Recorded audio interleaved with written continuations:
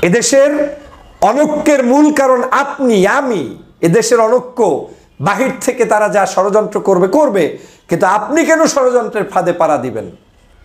অতএব বিবেককে জাগ্রত করুন, নিজেরা একে অপরের কাছে যাওয়ার চেষ্টা করুন, কোলে নেওয়ার চেষ্টা করুন, সর্বসেক্টরে সব জায়গায় আপনার নেতৃত্ব দিতে হবে, এই চিন্তা ঝেড়ে ফেলুন। ঐক্য বিনষ্ট হয় এমন কাজ থেকে দূরে থাকুন। যে রাষ্ট্র চালাতে চায়, যে এমপি হতে চায়, মন্ত্রী হতে চায়, তার ইমাম সাহেব কারি সাহেবও হইতে হবে, এই দর্শনে আমি বিশ্বাস করি না। যে বিশ্ববিদ্যালয়ের ভিসি হতে চায়, তার মাদ্রাসারও শিক্ষক হতে হবে, এই দর্শনে আমি বিশ্বাস করি না। অতএব যেই দল যেই কাজে বেশি আগানো, সেই দল সেই কাজ নিয়ে পড়ে থাকবেন, একে অপরকে সহযোগিতা করবেন, তাহলেই ঐক্য হবে। বাংলাদেশে অনেক ইসলামিক দল আছে ছোট ছোট, যারা হয়তো ধর্মভিত্তিক কাজগুলোর বিষয়ে বেশি এঙ্গেজ থাকতে পছন্দ করে।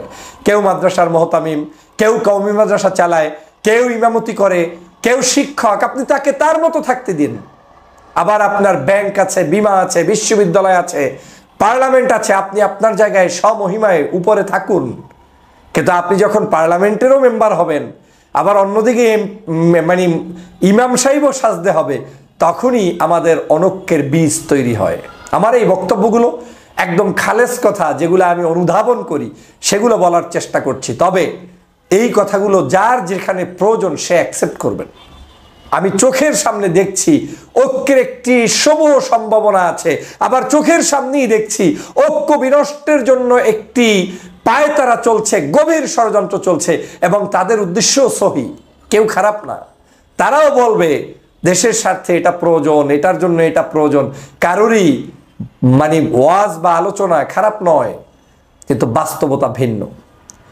বাস্তবতা চোখের সামনে দেখুন। আমি যে উদাহরণ দিলাম, 5 ভাই এক থাকলে শত্রু যেমন ভোগ পাবে না, আপনারা এক থাকলে বাংলাদেশের কেউ কিচ্ছু করতে পারবে না। আরে আওয়ামী লীগ কিছু করতে পারে নাই, আপনার বাংলাদেশের ভবিষ্যৎ অন্যরা কি করবে? আমি কেন আপনাদের শক্তিশালী দেখতে চাই? এর একটা কারণ আছে। এর কারণ হইল, আমি ধর্মভিত্তিক মানুষগুলো যদি এই বাংলাদেশে সত্যিই ঐক্যবদ্ধ না থাকে, তাহলে এই মানচিত্র শকুনদের হাতে চলে যাবে। দুষ্ট লোকেরা এই দেশের উপরে নজরদারি করবে। আমি চাই আপনারা এক থাকেন, প্রয়োজনে আপনারা ক্ষমতার বাহিরে থাকেন, কিন্তু আপনারা এক থাকেন। যদি আমরা একসাথে বসতে পারি, খেতে পারি, বিবাহের অনুষ্ঠানে দাওয়াত দিতে পারি, সাদা ব্যালট পেপারেও আপনি একত্রে কেন থাকতে পারবেন না? আপনাকে চিন্তা করুন, বিবেককে জাগ্রত করুন, দেশের এই সমস্যা থেকে উত্তরণের জন্য আপনারা এক থাকুন। আজকে যদি আলেমরা যথাসময়ে এক থাকতো, এই সাইদি সাহেবের ফাঁসি কেউ দিতে পারত না। ওই যে 13 জন শাহবাগ থেকে 11 জন মানুষকে হত্যা করেছে, কাউকে জেলে, কাউকে ফাঁসির মঞ্চে, কেউ তাদেরকে ফাঁসি দিতে পারতো না। কারণ আমরা যখন ফাঁসি হয় চিন্তা করেছি আমার লোক না তো, ফাঁসি হয় জামাতের। যখন ফাঁসি হয় চিন্তা করেছি আমার তো না, ফাঁসি হয় বিএনপির। যখন ফাঁসি হয় কিংবা জেল হয়, আমার তো না, লোকটা হেফাজতের, লোকটা চরমনায়ের, লোকটা জামাতের। এই চিন্তা করতে করতে করতে করতে দেশটা ধ্বংস হয়ে যাচ্ছে। অতএব এখনো কি আপনার বিবেককে জাগ্রত করবেন না? এখনো কি আপনি নড়ে চড়ে বসবেন না? ওই অনৈক্যগুলো চলমান রাখার ক্ষেত্রে সহজ সাইনবোর্ড আমরা ব্যবহার করে দেই, মুখের উপরে একজনকে হয়তো বলে দেই ওনার আকীদা খারাপ, ওনার তরিকা খারাপ, ওনার জেকের খারাপ, ওনার মুরিদ খারাপ, ওনার পীরগিরি খারাপ। এভাবে করে করে আমরা প্রত্যেককে, সবাই, একজনও সুফি সাধক নাই যে আমরা সবাই খারাপ আমি ভালো এই বলার সুযোগ নেই, আবার সবাই ভালো আমি খারাপ সেটাও বলার সুযোগ নেই। তার মানে হচ্ছেটা কি, আমাদের ভিতরে এই যে একটি মতদ্বৈততা, এটা একটা চেপে বসা মতদ্বৈততা, এবং এখান থেকে যে ঝেড়ে সামনের দিকে এগিয়ে যাওয়ার একটা স্বপ্ন, সেই স্বপ্ন আমাদেরকে কেউ দেখায় না, আমরা নিজেরা দেখতেও পারি না। আমি এখনো হলফ করে বলতে পারি, বাংলাদেশে যতগুলো মসজিদ, যতগুলো মাদ্রাসা, এর একজন ইমাম, একজন মুয়াজ্জিন, একজন প্রিন্সিপাল, এই কয়টা মানুষও যদি এক থাকে, বাংলাদেশের কোনো শক্তি নাই কেউ আপনার উপরে কথা বলার। বাদ দেন তাদেরকে, বাংলাদেশের যে কয়টা রাজনৈতিক দল ইসলামিক আছেন, ওই রাজনৈতিক দলগুলোর আমির কিংবা সভাপতিরা যদি একসাথে লাইন দিয়ে 5 জনে চেয়ারে বসে আর হুঙ্কার দেয় এটা হবে, এটা হবে না, বাংলাদেশের কারো শক্তি নাই সেটা করবে। আমি এটা চ্যালেঞ্জ দিয়ে বললাম। স্বাধীনতার পর থেকে বাংলাদেশে কখনোই ধর্মভিত্তিক রাজনৈতিক দলগুলোর পূর্ণাঙ্গ ঐক্যবদ্ধ হওয়া সম্ভবপর হয়ে ওঠেনি।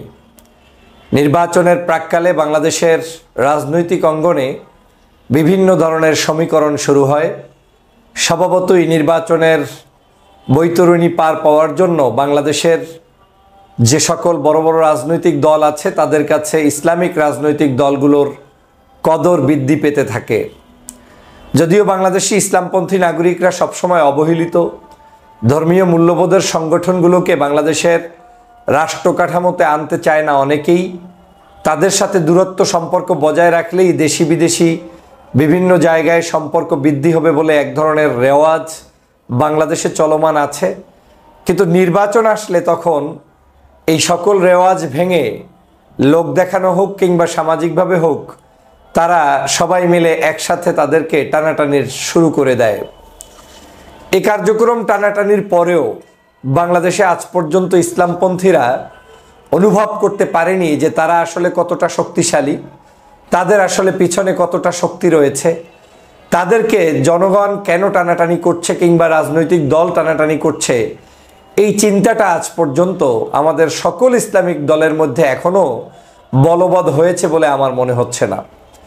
যদি বলবৎই থাকতো তাহলে বাংলাদেশের জাতীয় ইস্যুতে যদি আজকের ইসলামপন্থী সকল রাজনৈতিক সংগঠনের নেতৃবৃন্দ এক এবং অভিন্ন থেকে ঐক্যবদ্ধ থাকতে পারত, তাহলে বাংলাদেশের যে কোনো শক্তি ইসলামপ্রিয় জনতার ধর্মভিত্তিক রাজনৈতিক দলগুলোর বিন্দুমাত্র ক্ষতিসাধন তো দূরের কথা, তাদের ব্যাপারে টুটা শব্দ পর্যন্ত উচ্চারণ করতে পারত না।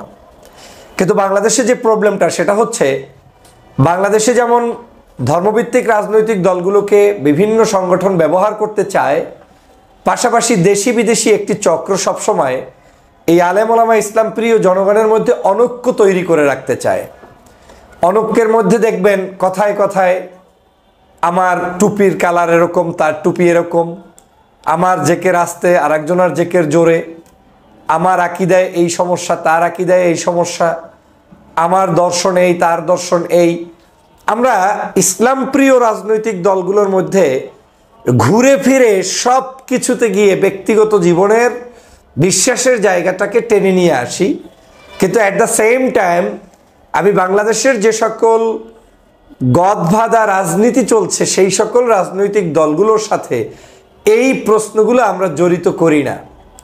লোকটা নামাজ পড়ে নাই সে প্রশ্ন আমি করি না, লোকটা ইসলামের পথে বিন্দুমাত্র নাই সে প্রশ্ন আমি করি না, লোকটা সত্যিকারই ইসলাম বিদ্বেষী সে প্রশ্ন আমরা করি না, লোকটা চিন্তা চেতনায় ইসলাম বিদ্বেষী লালন করে পালন করে কিন্তু নির্বাচনের সময় টুপি মাথায় দেয়, আলহাজ লাগায়, সে চিন্তা আমরা করি না। আমরা করি আমার ভাইদের মধ্যে যে ব্যক্তি ইসলামিক দল দাবি করছে কিন্তু তার কিছু কিছু বিষয়ে আমার মতানৈক্য আছে, তাকে সেই মতানৈক্যের জালের ভিতরে আবদ্ধ করে তাকেই আমরা ঘুরে ফিরে একে অপরকে অ্যাটাক করে দূরে রাখার চেষ্টা করছি। এবং এই সুযোগই ধর্মভিত্তিক রাজনৈতিক দলগুলোর এই যে অনৈক্যের সুযোগটা, এই সুযোগটাকেই ব্যবহার করে দেশে বিদেশে বিভিন্ন চক্ররা তাদের সকল প্রচেষ্টা অব্যাহত রাখছে এবং এই ধর্মভিত্তিক মানুষগুলোকে ইউনাইটেড হতে দিচ্ছে না, তাদেরকে একে অপরের পিছনে লাগিয়ে রাখছে। তো আপনি নিজেই জানেন যে আপনারা সংসারে 5 ভাই, যদি এক থাকেন পাশের ঘরের কেউ এসে আপনাকে আঘাত করতে পারবে না, আর পারলেও তাকে ওখান থেকে হয় আঘাত খেয়ে যেতে হবে, না হয় একটা রফা দফা হয়ে যাবে। আর যখন 5 ভাই 5 ভাইকে নিয়ে ব্যস্ত থাকবেন, পাশের বাড়ির দুষ্ট লোকটা আপনার উপরে আক্রমণ করবে, আপনারা পরাস্ত হবেন। আজকে এক ভাই হবে, কালকে আর এক ভাই হবে, পরশু আর এক ভাই হবে, এভাবে করে 5 ভাই ধ্বংস হয়ে যাবেন। বাংলাদেশের প্রেক্ষাপটে যেটা হয়েছে, এদেশের আলেমরা সর্ব অবস্থায় নির্যাতিত, সর্ব অবস্থায় কেউ না কেউ, আজকে অমুকে কালকে আর একজনে, আজকে আপনার সুদিন আর একদিন আর একজনের কুদিন, যেদিন তার কুদিন সেদিন আপনার সুদিন, যেদিন তার সুদিন সেদিন তার কুদিন। তো লাভ কি হচ্ছে? আলটিমেটলি সর্বসময়ই আলেমদের এই শ্রেণীটা, ধর্মভিত্তিক দলগুলোর মানুষগুলো কারো না কারো কাছে নিষ্পেষিত, নির্যাতিত, নিপীড়িত এবং তারা ডিস্ট্রয় হয়ে যাচ্ছে দিন দিন।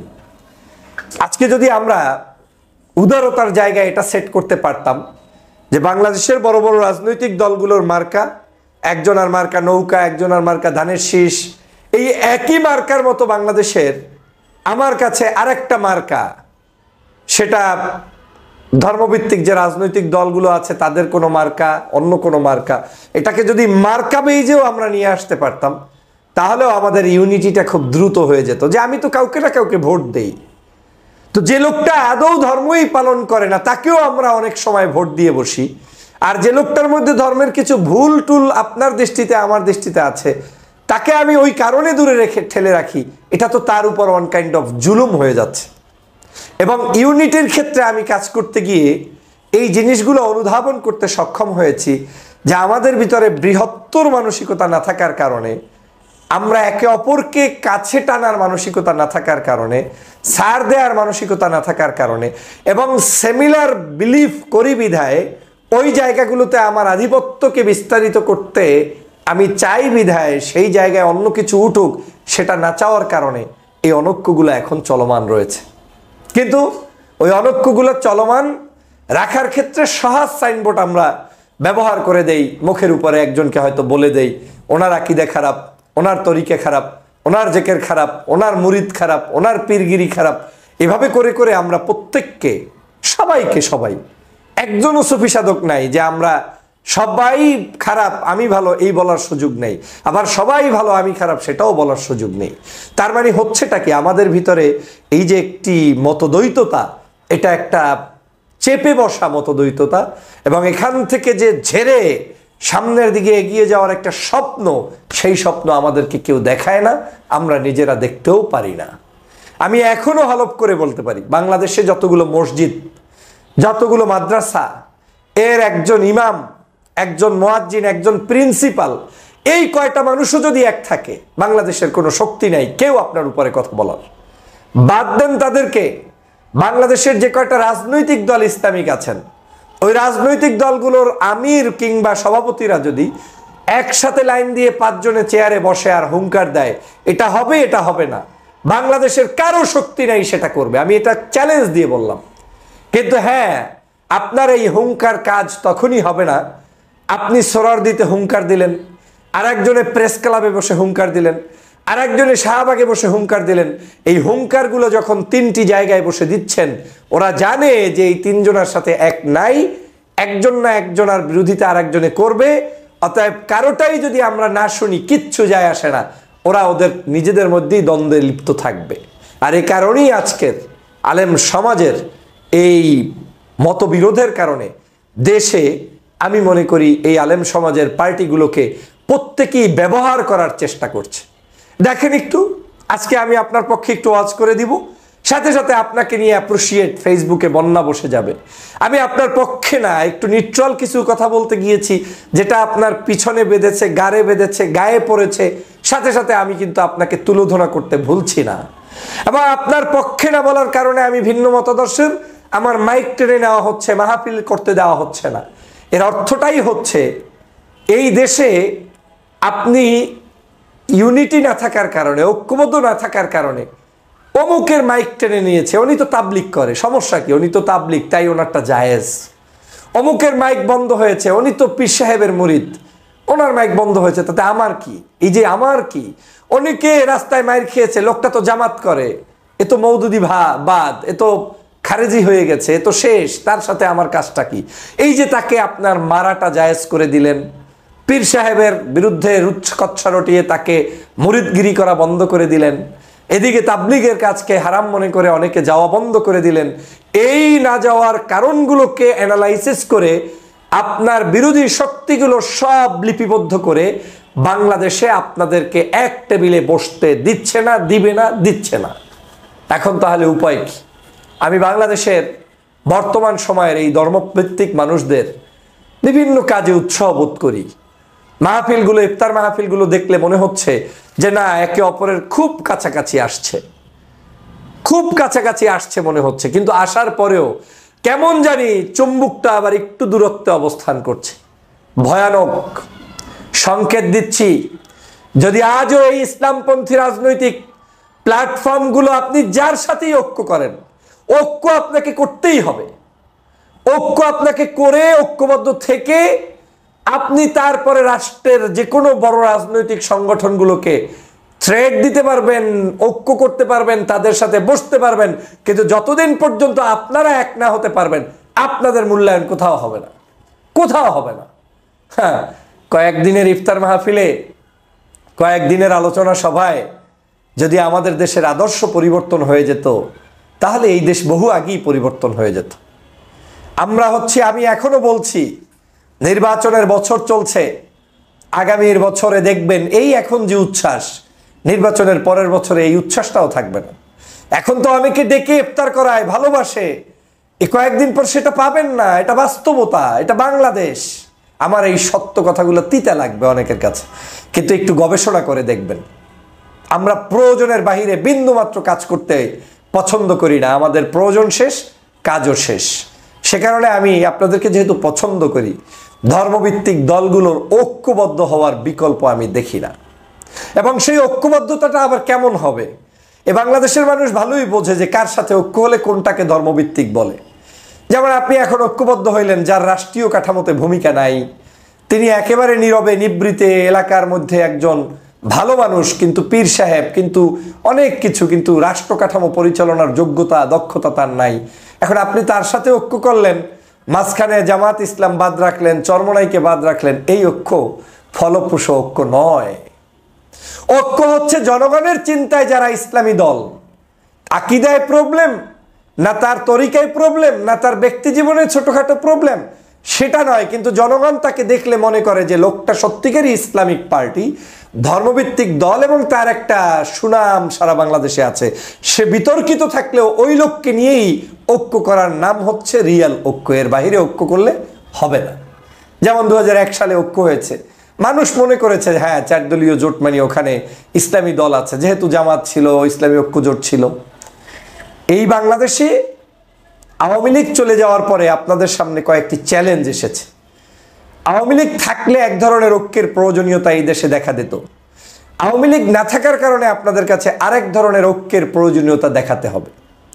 আওয়ামী লীগ থাকার কারণে ঐক্যটা কেমন, ইসলামী মূল্যবোধ, জাতীয়তাবাদী মূল্যবোধ, বাংলাদেশি মূল্যবোধ, যারাই হোক না কেন সবার এক হতে হবে, আওয়ামী লীগ ঠেকাও। আর আওয়ামী লীগ যখন থাকবে না, তখন আপনাকে আপনার জায়গায় যদি ইসলামী মূল্যবোধের মানুষরাও এক হয়ে যান, প্রয়োজনে চুক্তিভিত্তিক তাদের সাথে কন্ট্যাক্ট করেন যে আমরা এক থাকবো, আলেমরা এক প্ল্যাটফর্মেই থাকবো, কিন্তু দেশের স্বার্থে আমরা আওয়ামী লীগ ব্যতীত যে রাজনৈতিক দলগুলো আছে আপনার সাথে সুসম্পর্ক রাখবো, আপনাকে আমরা মৌন সমর্থন দিব, আপনি সন্ত্রাসী, চাঁদাবাজি, দুষ্টামি না করলে আমরা আপনাকে এই লাইনে গাইডলাইন দিব, আপনি অন্তত মেসেজ দিতে পারবেন এবং কঠিনভাবে বাড়ি দিতে পারবেন, যেই বাড়িগুলোর কারণে সামনের দেশে যারাই ক্ষমতায় আসবে তারা সঠিক পথে পরিচালিত হবে। কিন্তু আপনি যদি আবার মুষ্টিবদ্ধ হয়ে যান, বাটার ভিতরে ঢুকে যান, কারো মিলাদের সাথী হয়ে যান, কারো মুনাজাতের তরিকায় চলে যান, নিজেকে অসহায় বোধ করেন, নিজের মধ্যে শক্তি সঞ্চয় না করেন, তাহলে আপনাকে কোনোদিন ভাগ্য পরিবর্তন এই বাংলাদেশে কেউ কোনোদিন করে দিবে না, কোনোদিন করে দিবে না। এদেশের অনৈক্যের মূল কারণ আপনি, আমি।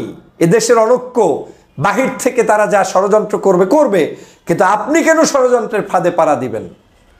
অতএব বিবেককে জাগ্রত করুন, নিজেরা একে অপরের কাছে যাওয়ার চেষ্টা করুন, কোলে নেওয়ার চেষ্টা করুন, সর্বসেক্টরে সব জায়গায় আপনার নেতৃত্ব দিতে হবে, এই চিন্তা ঝেড়ে ফেলুন। ঐক্য বিনষ্ট হয় এমন কাজ থেকে দূরে থাকুন। যে রাষ্ট্র চালাতে চায়, যে এমপি হতে চায়, মন্ত্রী হতে চায়, তার ইমাম সাহেব, কারি সাহেবও হইতে হবে, এই দর্শনে আমি বিশ্বাস করি না। যে বিশ্ববিদ্যালয়ের ভিসি হতে চায়, তার মাদ্রাসারও শিক্ষক হতে হবে, এই দর্শনে আমি বিশ্বাস করি না। অতএব যেই দল যেই কাজে বেশি আগানো, সেই দল সেই কাজ নিয়ে পড়ে থাকবেন, একে অপরকে সহযোগিতা করবেন, তাহলেই ঐক্য হবে। বাংলাদেশে অনেক ইসলামিক দল আছে ছোট ছোট, যারা হয়তো ধর্মভিত্তিক কাজগুলোর বিষয়ে বেশি এঙ্গেজ থাকতে পছন্দ করে। কেউ মাদ্রাসার মোহতামিম, কেউ কওমি মাদ্রাসা চালায়, কেউ ইমামতি করে, কেউ শিক্ষক। আপনি তাকে তার মতো থাকতে দিন। আবার আপনার ব্যাংক আছে, বিমা আছে, বিশ্ববিদ্যালয় আছে, পার্লামেন্ট আছে, আপনি আপনার জায়গায় স্বমহিমায় উপরে থাকুন। কিন্তু আপনি যখন পার্লামেন্টেরও মেম্বার হবেন, আবার অন্যদিকে মানে ইমাম সাহেবও সাজতে হবে, তখনই আমাদের অনৈক্যের বীজ তৈরি হয়। আমার এই বক্তব্যগুলো একদম খালেস কথা, যেগুলো আমি অনুধাবন করি, সেগুলো বলার চেষ্টা করছি। তবে এই কথাগুলো যার যেখানে প্রয়োজন সে অ্যাকসেপ্ট করবেন। আমি চোখের সামনে দেখছি ঐক্যের একটি শুভ সম্ভাবনা আছে, আবার চোখের সামনেই দেখছি ঐক্য বিনষ্টের জন্য একটি পায়তারা চলছে, গভীর ষড়যন্ত্র চলছে এবং তাদের উদ্দেশ্যও সহি, কেউ খারাপ না। তারাও বলবে দেশের স্বার্থে এটা প্রয়োজন, এটার জন্য এটা প্রয়োজন। কারোরই মানে ওয়াজ বা আলোচনা খারাপ নয়, কিন্তু বাস্তবতা ভিন্ন।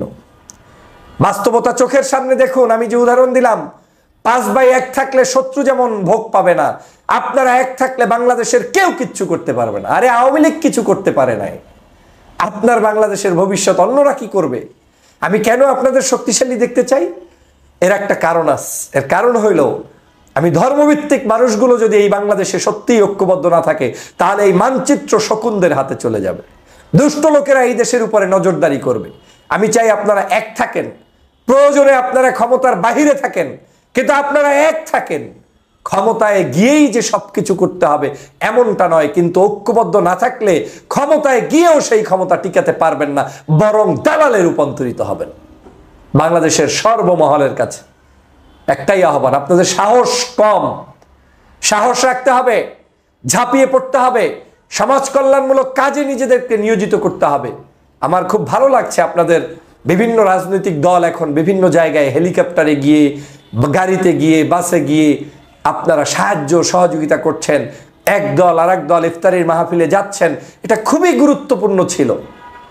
যদি আমরা একসাথে বসতে পারি, খেতে পারি, বিবাহের অনুষ্ঠানে দাওয়াত দিতে পারি, সাদা ব্যালট পেপারেও আপনি একত্রে কেন থাকতে পারবেন না? আপনাকে চিন্তা করুন, বিবেককে জাগ্রত করুন, দেশের এই সমস্যা থেকে উত্তরণের জন্য আপনারা এক থাকুন। আজকে যদি আলেমরা যথাসময়ে এক থাকতো, এই সাইদি সাহেবের ফাঁসি কেউ দিতে পারত না। ওই যে 13 জন শাহবাগ থেকে 11 জন মানুষকে হত্যা করেছে, কাউকে জেলে, কাউকে ফাঁসির মঞ্চে, কেউ তাদেরকে ফাঁসি দিতে পারতো না। কারণ আমরা যখন ফাঁসি হয় চিন্তা করেছি আমার লোক না তো, ফাঁসি হয় জামাতের। যখন ফাঁসি হয় চিন্তা করেছি আমার তো না, ফাঁসি হয় বিএনপির। যখন ফাঁসি হয় কিংবা জেল হয় আমার তো না, লোকটা হেফাজতের, লোকটা চরমনায়ের, লোকটা জামাতের। এই চিন্তা করতে করতে করতে করতে দেশটা ধ্বংস হয়ে যাচ্ছে। অতএব এখনো কি আপনার বিবেককে জাগ্রত করবেন না? এখনো কি আপনি নড়ে চড়ে বসবেন না? এখনো কি আপনি দেশ রক্ষায় এগিয়ে আসবেন না? কবে আসবেন? কখন ঘুম ভাঙবে? আপনি নির্বাচনী এলাকায় একজন হিন্দু প্রার্থী থাকলেও আপনি কিন্তু ভোট দেন, তখন কিন্তু চিন্তা করেন না লোকটা কি। এত কিছু খোঁচাখুচির এখন সময় নেই। অন্তত পক্ষে আমরা এই যে মসজিদগুলায় নামাজ পড়ি, ইমাম কোন দল কোন মত করে দেখতে যাই না, আমরা নামাজ কিন্তু পড়ি, সব চালাই। খালি ভোটটার সময় কেমন জানি আমার ঐক্য হইতে এত কষ্ট। এর মূল কারণ কি জানেন? হৃদয়ের ভিতরে একটা অহংকার বোধ। আমি ছাড়তেই চাই না, আমাকেই কঠোর মনে করি, আমাকেই মনে করি যে আমি সঠিক। অথচ পৃথিবীর সব মানুষের মধ্য থেকেই যে জ্ঞান আহরণ করা আমার দরকার, সেই বিবেক আমার নেই। এই জাহিলিয়াত থেকে আমাদেরকে বের হয়ে আসতে হবে।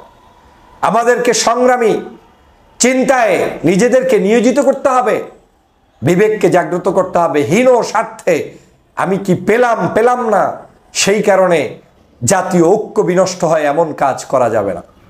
ধর্মভিত্তিক মানুষগুলোর ঐক্য এই সমাজের মানুষের মধ্যে নিজেদের অস্তিত্ব রক্ষায় সবার আগে ফরজ, তারপরে দেশ রক্ষার জন্য জাতীয় ঐক্যের ফরজ, তারপরে এই সমাজের বিশৃঙ্খলা রোধের জন্য সামাজিক ঐক্যের প্রয়োজন। অতএব প্রত্যেকটি ঐক্য আমাদেরকে বুঝে সামনে পথ চলার তৌফিক দিন। আমিন।